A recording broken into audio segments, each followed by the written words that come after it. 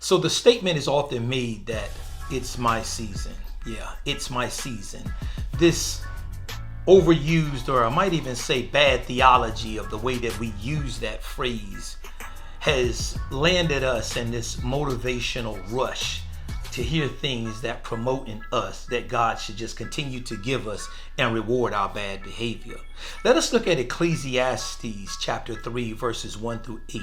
Because what we find in Ecclesiastes chapter 3 verses 1 through 8, we find that there's a cyclical nature of life and the seasons of what we call of human existence. And in 1 through 8, what we find that there is a myriad of things in which human life goes through.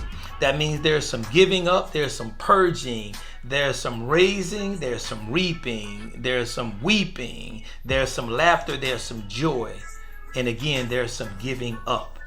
But might I turn your attention quickly to Matthew 24:32. There is a lesson that we can learn from the fig tree here, because what was happening is when the fig tree's branches began to sprout, they started putting out leaves. And that was to let the people know that summer was on the way. Now, what I ask you, if you say it's your season, what have you put off? What have you cultivated, or what's been cultivated in the soil? Have your roots really taken grip?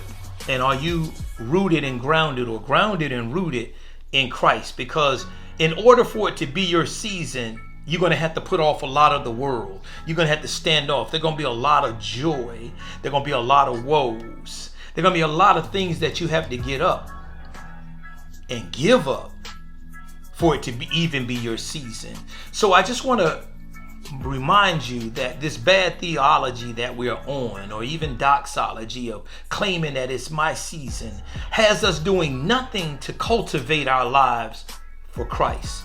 Let us be mindful that if it is your season, then your soil and your roots will be greatly sprouting and putting out the fruits of Christ.